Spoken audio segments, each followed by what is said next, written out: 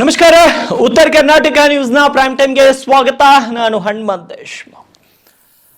ವಿಧಾನಸೌಧದಲ್ಲಿ ನಡೆಯುತ್ತಿರುವಂತಹ ವಿಧಾನಸಭೆಯ ಮಳೆಗಾಲದ ಅಧಿವೇಶನ ಇಂದು 7ನೇ ದಿನಕ್ಕೆ ಕಾಲಿಟ್ಟಿದೆ. ಇಂದು ವಿಪಕ್ಷಗಳ ಅನೇಕ ಪ್ರಶ್ನೆಗಳು ಸೇರಿದಂತೆ ವಿವಿಧ ವಿಚಾರಗಳ ಬಗ್ಗೆ ಸಿಎಂ ಸಿದ್ದರಾಮಯ್ಯ ಇಂದು ಕಲಾಪದಲ್ಲಿ ಮಾತನ್ನ ಆಡಿದ್ದಾರೆ. ಇದೇ ಸಂದರ್ಭದಲ್ಲಿ ಒಂದಿಷ್ಟು ವಿಚಾರಗಳ ಕುರಿತು ಅವರು ಚರ್ಚೆಯನ್ನು ಕೂಡ ಮಾಡಿದ್ದಾರೆ. ಏನೇನು ಮಾತನಾಡಿದ್ದಾರೆ ಎಲ್ಲವನ್ನ ನೋಡ್ಕೊಂತ ಹೋಗೋಣ. ಈ ಒಂದು ಸಂದರ್ಭದಲ್ಲಿ ಅವರು RCB ವಿಜಯೋತ್ಸವದ ವೇಳೆ ನಡೆದಂತ ಕಾಲ್ತುಳಿತದ ಪ್ರಕರಣದ ಬಗ್ಗೆಯೂ ಕೂಡ ವಿಪಕ್ಷಗಳು ಕೇಳಿದ ಪ್ರಶ್ನೆಗೆ ಉತ್ತರಿಸಿದ್ದಾರೆ ಸಿಎಂ ಸಿದ್ದರಾಮಯ್ಯ. ಇದೇ ವಿಚಾರದಲ್ಲಿ ವಿರೋಧ ಪಕ್ಷ ಬಿಜೆಪಿಯ ಕಾಲ್ ಕೂಡ ಹೇಳಿದ್ರು. ವಿಧಾನಸಭೆಯಲ್ಲಿ ತಮ್ಮ ಭಾಷಣದ ವೇಳೆ ಸಿಎಂ ಸಿದ್ದರಾಮಯ್ಯ ಪೊಲೀಸರು ಸಭೆ ಮಾಡಿ ತೆರೆದ ಬಸ್ಸಿನಲ್ಲಿ ಮೆರವಣಿಗೆ ಕ್ಯಾನ್ಸಲ್ ಮಾಡ್ತಾರೆ, ಮೆರವಣಿಗೆ ನಿರಾಕರಣೆ ಮಾಡಿದ ನಂತರ ಬಿಜೆಪಿಯವರು ಟ್ವೀಟ್ ಮಾಡ್ತಾರೆ, ಹಲವು ವರ್ಷಗಳ ಕನಸನ್ನ RCB ನನಸು ಮಾಡಿದೆ, ಆದರೆ ತೆರೆದ ರಾಜ್ಯ ಸರ್ಕಾರ ವಿಜಯೋತ್ಸವಕ್ಕೆ ನಿರಾಕರಣೆ ಮಾಡುವ ಮೂಲಕ ಗೃಹ ಸಚಿವರು ಅಸಮರ್ಥರು, ಅಭಿಮಾನಿಗಳ ಕನಸಿಗೆ ಕಲ್ಲು ಹಾಕಿದ ಪರಮೇಶ್ವರ್ ಅಂತ ಬಿಜೆಪಿಯವರು ಟ್ವೀಟ್ ಮಾಡಿದ್ದಾರೆ. ಹೀಗಂತ ನಾನು ಹೇಳಿದ್ದಲ್ಲ, ಬಿಜೆಪಿಯವರು ಹೇಳಿದ್ದಾರೆ ಅಂತ ಸಿಎಂ ವಿವರಿಸಿದ್ರು. ನಾವು ಏನಾದ್ರೂ ಅನುಮತಿ ಕೊಟ್ಟಿದ್ರೆ ಇವರು ಏನ್ ಮಾಡ್ತಿದ್ರು ಎಂದು ಪ್ರಶ್ನಿಸಿದ ಸಿಎಂ ಸಿದ್ದರಾಮಯ್ಯ ಇವಾಗ ಧರ್ಮಸ್ಥಳದ ಪ್ರಕರಣದಲ್ಲಿ ಚಳುವಳಿಯನ್ನ ಮಾಡ್ತಿದ್ದಾರೆ. ಧರ್ಮಸ್ಥಳದ ಹೆಗಡೆ ಅವರೇ SIT ನಿರ್ಧಾರ ಸ್ವಾಗತ ಮಾಡಿದ್ದಾರೆ, ಇವರು ಹಿಡ್ಕೊಂಡು ಅಲ್ಲಾಡಿಸ್ತಾ ಇದ್ದಾರೆ. SIT ಮಾಡಿದಾಗ ಇವರು ಮಾತಾಡದೇ ಇರಲಿಲ್ಲ. ಒಂದು ಕಡೆ ಆಸ್ತಿ ಪಂಜಾರ ಮತ್ತೆ ಮೂಳೆ, ಅದಾದ್ಮೇಲೆ ಗುಂಡಿಗಳಲ್ಲಿ ಏನ್ ಸಿಕ್ಕಿದೆ ಇವರು ಶುರು ಮಾಡ್ತಾರೆ ಅಂತ ಬಿಜೆಪಿಯ ಧರ್ಮಸ್ಥಳ ಚಳುವಳಿಗೆ ಸಿಎಂ ಸಿದ್ದರಾಮಯ್ಯ ಟಾಂಗನ್ನ ಕೊಟ್ಟಿದ್ದಾರೆ. ವಿಧಾನಸಭೆಯಲ್ಲಿ ಮಾತನಾಡಿದ ಸಿಎಂ ಸಿದ್ದರಾಮಯ್ಯ ಕಾಲ್ತುಳಿತದಲ್ಲಿ ಸತ್ತವರ ಕುಟುಂಬದವರಿಗೆ ನೋವು ಇದೆ, ಆ ನೋವಿನಿಂದ ನಾನು ಈಗಲೂ ಡಿಸ್ಟರ್ಬ್ ಆಗಿದ್ದೇನೆ.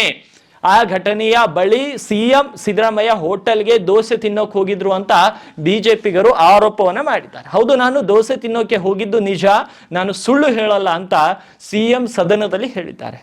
ಆ ದಿನ ನನ್ನ ಮೊಮ್ಮಗ ಲಂಡನ್ ನಿಂದ ಬಂದಿದ್ದ, ಅವನು ದೋಸೆ ತಿನ್ನೋಕೆ ಹೋಗೋಣ ಅಂದಿದ್ದ, ಅದಕ್ಕಾಗಿ ನಾನು ಅವನನ್ನ ಕರ್ಕೊಂಡು ಹೋಗಿದ್ದೆ. 5:15 ಪೊನ್ನಣ್ಣ ಫೋನ್ ಮಾಡಿದಾಗ್ಲೇ ನನಗೆ ಆ ಘಟನೆ ಗೊತ್ತಾಗಿದ್ದು, ಇದನ್ನ ನಂಬಿದ್ರೆ ನಂಬಿ, ಬಿಟ್ರೆ ಬಿಡಿ ಅಂತ ಸಿಎಂ ಸದನದಲ್ಲಿ ಗುಡುಗಿದ್ರು. ಮನುಷ್ಯತ್ವ ಇರೋರಿಗೆ ಈ ಸುದ್ದಿ ತಿಳಿದ ತಕ್ಷಣ ದುಃಖ ಆಗುತ್ತೆ, ನನಗೂ ದೊಡ್ಡ ಶಾಕಿಂಗ್ ಆಗಿತ್ತು. ತಕ್ಷಣ ಕಮಿಷನರ್ ಬಳಿ ಮಾಹಿತಿ ಪಡೆದಿದ್ದೆ, ಅಷ್ಟರಲ್ಲಿ 11 ಮಂದಿ ಸಾವನ್ನಪ್ಪಿದ್ರು ಅಂತ ಬಿಜೆಪಿಗರ ಪ್ರಶ್ನೆಗಳಿಗೆ ಸಿಎಂ ಸಿದ್ದರಾಮಯ್ಯ ಸ್ಪಷ್ಟನೆಯನ್ನ ನೀಡಿದ್ದಾರೆ. ಆದ್ರೆ ಒಂದು ವಿಚಾರವಂತೂ ನಾನು ಹೇಳೋಕೆ ಇಷ್ಟಪಡ್ತೀನಿ, ಬಿಜೆಪಿ ಇರಲಿ, ಕಾಂಗ್ರೆಸ್ ಇರಲಿ, JDS ಇರಲಿ, ಯಾವುದೇ ರಾಷ್ಟ್ರೀಯ ಪಕ್ಷಗಳು ಇರಲಿ, ಅಲ್ಲಿ ಏನು RCBಯ ಕಾಲ್ತುಳಿತ ಪ್ರಕರಣದಲ್ಲಿ ಸತ್ತವರು ಮಾತ್ರ ಬಡವರ ಮಕ್ಕಳು ಅನ್ನೋದು ಒಂದಂತೂ ಸ್ಪಷ್ಟ.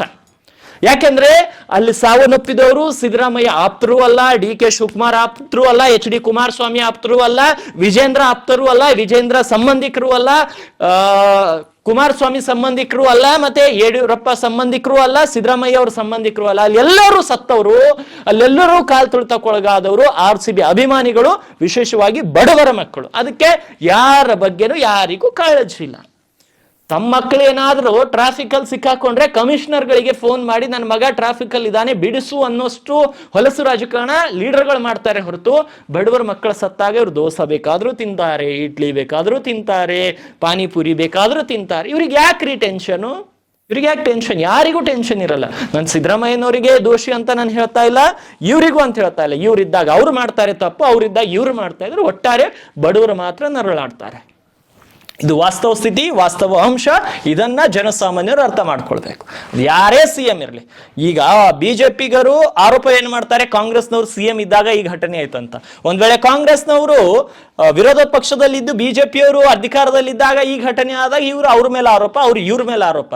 ಆದ್ರೆ ಅಲ್ಲಿ ಕಾಲ್ತುಳಿತದಲ್ಲಿ ಸತ್ತಂಥವ್ರ ಜೀವವಂತೂ ಇವ್ರನ್ನ ತರೋಕ್ ಸಾಧ್ಯವಿಲ್ಲ. ಅವರ ಕುಟುಂಬಕ್ಕೆ ನೋವು ಏನು ಇವ್ರು ನೀಗಿಸ್ಲಿಕ್ಕೆ ಸಾಧ್ಯ ಇಲ್ಲ. ಬರೀ ಇವ್ರುಗಳಿಗೆ ರಾಜಕಾರಣಕ್ಕೆ ಏನು ಬೇಕಾಗುತ್ತೆ ಅಷ್ಟು ಮಾತ್ರ ಮಾಡ್ಕೊಂತಾರೆ. ಇವ್ರು ಅವ್ರ ಮೇಲೆ ಆರೋಪ, ಅವ್ರು ಇವ್ರ ಮೇಲೆ ಮಾಡೋ ಆರೋಪ, ರಾಜೀನಾಮೆ ಕೊಡ್ಬೇಕಂತ ಇವ್ರು 2 ದಿನ ಪ್ರೊಟೆಸ್ಟ್ ಮಾಡ್ತಾರೆ, ಇದ್ರಲ್ಲಿ ನನ್ ತಪ್ಪಿಲ್ಲ ಅಂತ ಅವ್ರು ಸ್ಟೇಟ್ಮೆಂಟ್ ಕೊಡ್ತಾರೆ. ಇದನ್ನು ಬಿಟ್ರೆ ಏನು ಆಗಿದೆ ಹೇಳಿ RCB ಕಾಲ್ತುಳಿತ ಪ್ರಕರಣದಲ್ಲಿ? ಇದಕ್ಕೆ ಬಿಟ್ಟು ಬೇರೆ ಏನೂ ಆಗಿಲ್ಲ, ಆಗೋದು ಇಲ್ಲ. ಎಲ್ಲರೂ ಅಡ್ಜಸ್ಟ್ಮೆಂಟ್ ಪಾಲಿಟಿಕ್ಸ್ ಅಲ್ಲಿ ಇದ್ದಾರೆ. ನಾವಿದ್ದಾಗ ನೀವು ನಮ್ಮನ್ನು ಅಪೋಸ್ ಮಾಡಿ ಒಂದು ಲೆಕ್ಕಕ್ಕೆ ಪ್ರಕರಣ ಬಿಸಿ ಮುಟ್ಟಿದಾಗ ಸೈಲೆಂಟ್ ಆಗಿ, ಇವುಗಳೇ ನಡೆಯೋದು. ಅಡ್ಜಸ್ಟ್ಮೆಂಟ್ ಬಿಟ್ರೆ ಮಿಕ್ಕಿದ್ದದ್ದು ಏನೂ ಇಲ್ಲ.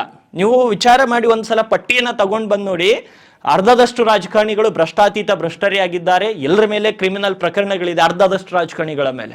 ಮತ್ತೆ ಇವ್ರು ಮಾಡೋ ರಾಜಕಾರಣದಿಂದ ಅಣ್ಣ ತಮ್ಮಂದಿರು ರಾಜಕಾರಣ ಮಾಡುವಂತ ಸಂದರ್ಭದ ಅಣ್ಣ ತಮ್ಮಂದಿರು ದೂರ ಆಗಿ ಹೋಗ್ತಾರೆ, ಅಣ್ಣ ತಮ್ಮಂದಿರ ನಡುವೆ ಜಗಳ ಬರುತ್ತೆ, ಕುಟುಂಬಗಳ ನಡುವೆ ಜಗಳ ಬರುತ್ತೆ, ಊರುಗಳಲ್ಲಿ ಜಗಳ ಬರುತ್ತೆ. ಆದ್ರೆ ಈ ರಾಜಕಾರಣಿಗಳು ಈತನ ಮನೆಯಲ್ಲಿ ಈತನ ಮಗನ ಮನೆ ಇದ್ರೆ ವಿರೋಧ ಪಕ್ಷದ ನಾಯಕರು ಬರ್ತಾರೆ, ವಿರೋಧ ಪಕ್ಷದ ನಾಯಕನ ಮನೆಯಲ್ಲಿ ಫಂಕ್ಷನ್ ಇದ್ರೆ ಆಡಳಿತಾರೂಢ ಪಕ್ಷದ ನಾಯಕರು ಬರ್ತಾರೆ. ಆದ್ರೆ ರಾಜಕಾರಣಿಗಳಿಗೆ ಇರುವಂತಹ ಫಾಲೋವರ್ಸ್ಗಳು ಕಾರ್ಯಕರ್ತರು ಮಾತ್ರ ನಾನು ಕಾಂಗ್ರೆಸ್, ನಾನು ಬಿಜೆಪಿ, ನಾನು ಆಪು, ನಾನು ಸಫಾ, ನಾನು JDS, ನಾನು MIM ಅಂತ ಹೇಳಿ ಕಿರುಚಾಟವನ್ನ ಮಾಡಿ ಅವರುಗಳು ಜೈಲಿಗೆ ಹೋಗ್ತಾರೆ, ಅವರುಗಳು ಶಿಕ್ಷೆ ಅನುಭವಿಸ್ತಾರೆ. ಆದ್ರೆ ರಾಜಕಾರಣಿಗಳು ಮಾತ್ರ ಎಲ್ಲರೂ BMW, ಫಾರ್ಚುನರ್, ಇನ್ನೋವಾ ಕಾರಲ್ಲಿ ಆರಾಮಾಗಿ ಸೆಟಲ್ಮೆಂಟ್ ಪಾಲಿಟಿಕ್ಸ್ ಅನ್ನ ಮಾಡ್ಕೊಂತ ಇರ್ತಾರೆ. ಇದು ವಾಸ್ತವ ಸ್ಥಿತಿ, ಇದು ವಾಸ್ತವ ಅಂಶ. ಎಸ್, ಇನ್ನು ಮುಂದಿನ ಸುದ್ದಿ. ಅವರ ತಂದೆ ತಾಯಿಗಳಿಗೆ, ಮಕ್ಕಳಿಗೆ ಅವರು ಪಾಪ ಅದು ನೋವಿದೆ. ಆ ನೋವು ಕೂಡ ಈಗಲೂ ಕೂಡ ನಾನು ಡಿಸ್ಟರ್ಬ್ ಆಗಿದ್ದೀನಿ. ನಿಜ ಹೇಳ್ಬೇಕು ಅಂತಂದ್ರೆ ಅವತ್ತು ಇಡೀ ದಿನ ಸಾಯಂಕಾಲ ನನಗೆ 5:15 ಗೊತ್ತಾಯಿತು. 5:15 ಗೊತ್ತಾಗೋವರೆಗೆ ಸತ್ತಿರ್ತಕ್ಕಂಥದ್ದು ಗೊತ್ತಿರಲಿಲ್ಲ ನನಗೆ.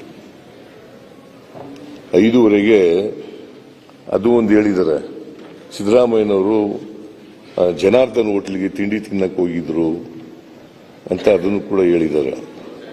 ನಿಜ, ಹೋಗಿದ್ದದ್ದು ನಿಜ. ಅದರಲ್ಲಿ ಡಿನೇ ಮಾಡ್ತಕ್ಕಂಥದ್ದಾಗಲಿ ಅಥವಾ ಸುಳ್ಳು ಹೇಳ್ತಕ್ಕಂಥದ್ದಾಗಲಿ ಪ್ರಯತ್ನ ಮಾಡಲ್ಲ. ನನ್ನ ಮೊಮ್ಮಗ ಅವನು ಹಿಂದಿನ ದಿನ ಲಂಡನ್ನಿಂದ ಬಂದಿದ್ದ, ಅವನ್ನೂ ಕರ್ಕೊಂಡು ಬಂದಿದ್ದೆ ಇಲ್ಲಿಗೆ. ಗ್ರ್ಯಾಂಡ್ ಸ್ಟೆಪ್ಸ್ ಮೇಲೆ ನಡೀತಲ್ಲ ಫಂಕ್ಷನ್ನು, ಆ ಫಂಕ್ಷನ್ಗೆ ಅವನ್ನೂ ಕರ್ಕೊಂಡು ಬಂದಿದ್ದೆ. ಅವನು ದೋಸೆ ತಿನ್ನೋಣ ಅಂತ ಹೇಳಿದ, ಹೋಟೆಲ್ ಕರ್ಕೊಂಡು ಹೋದೆ. ನನಗೆ 5:15 ಪೊನ್ನಣ್ಣ ಹೇಳೋವರೆಗೂ ಕೂಡ ಗೊತ್ತಿರಲಿಲ್ಲ. ಇದು ಸತ್ಯ. ನಂಬಿದ್ರೆ ನಂಬುದು, ಬಿಟ್ಟರೆ ಬಿಡ್ಬೋದು. ಆದರೆ ಸತ್ಯ ಇದು. 5:15 ನಾನೇ ಪೊನ್ನಣ್ಣ ಹೇಳದ ಮೇಲೆ ಕಮಿಷನರ್ ದಯಾನಂದ ಅವರಿಗೆ ಫೋನ್ ಮಾಡಿದೆ. ನಾನು ಹೋಟೆಲ್ನಿಂದಲೇ ಫೋನ್ ಮಾಡಿದೆ. ತಿಂಡಿ ತಿಂದ್ಮೇಲೆ ಇದು ಗೊತ್ತಾದ್ದು. ದಯಾನಂದ ಅವರು ಫೋನ್ ಮಾಡಿದಾಗ ಒಬ್ಬರು ಸತ್ತಿದ್ದಾರೆ ಅಂತ ಹೇಳಿದ್ರು. ಅಷ್ಟೊತ್ತಿಗೆ ಆಗಲೇ 11 ಜನನು ಸತ್ತೋಗ್ಬಿಟ್ಟಿದ್ರು. 11 ಜನನು ಸತ್ತೋಗ್ಬಿಟ್ಟಿದ್ರು. ಆಮೇಲೆ ಬಹಳ ಚಿಕ್ಕ ವಯಸ್ಸಿನವರು, 13 ವರ್ಷದಿಂದ 29 ವರ್ಷದೊಳಗಡೆ ಇರ್ತಕ್ಕಂಥ ಅವರು 11 ಜನ. ಬಹುಶಃ ಭವಿಷ್ಯದಲ್ಲಿ ಏನಾಯ್ತಿದ್ರು ಗೊತ್ತಿಲ್ಲ. ಅವರು ಏನೇನು ಸಾಧನೆ ಮಾಡ್ತಾ ಇದ್ರು, ಏನ್ ಮಾಡ್ತಾ ಇದ್ರು ಗೊತ್ತಿಲ್ಲ ನನಗೆ. ಅಂಥವರು 13ರಿಂದ 19 ವರ್ಷದೊಳಗಡೆ ಸತ್ತೋಗ್ಬಿಟ್ಟಿದ್ದಾರೆ. ಅಲ್ಲ, 29 ವರ್ಷದೊಳಗಡೆ ಸತ್ತೋಗ್ಬಿಟ್ಟಿದ್ದಾರೆ. ಸೊ ಅದು ನನಗೆ ದುಃಖ. ಯಾರೇ ಆಗಲಿ, ಮನುಷ್ಯತ್ವ ಇರ್ತಕ್ಕಂಥವ್ರಿಗೆ, ಯಾರಿಗೆ ಮನುಷ್ಯತ್ವ ಇರ್ತಕ್ಕಂಥವ್ರಿಗೆ ಈ ದುಃಖ ಬಂದೇ ಬರ್ತದೆ. ಬರೀ ಅವರ ತಂದೆ ತಾಯಿಗಳಿಗಲ್ಲ, ಬೇರೆಯವ್ರಿಗೂ ದುಃಖ ಬರ್ತದೆ. ಯಾಕಂದ್ರೆ ನಾನು ಅದಾದ್ಮೇಲೆ 6:15 ಗೊತ್ತಾದ್ಮೇಲೆ ನಾನು ಪರಮೇಶ್ವರ್ ಅವರಿಗೆ ಫೋನ್ ಮಾಡಿದೆ. ಅವರು ಮನೆಗೆ ಹೋಗಿದ್ರು. ಮನೆಗೆ ಈ ತರ 11 ಜನ ಸತ್ತೋಗ್ಬಿಟ್ಟಿದ್ದಾರೆ, ಆಸ್ಪತ್ರೆಗೆ ಹೋಗೋಣ ಬರ್ರಿ ಅಂತ ಕರೆದೆ ನಾನು. ಇಮಿಡಿಯೇಟ್ ಆಗಿ ತಕ್ಷಣ ಬಂದರು ಅವರು, ಪರಮೇಶ್ವರ್ ಅವರು.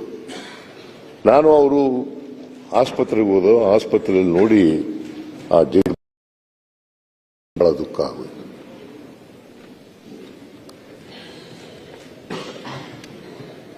ಅದು ನನಗೆ ಬಹಳ ಡಿಸ್ಟರ್ಬ್ ಮಾಡಿಬಿಡ್ತು.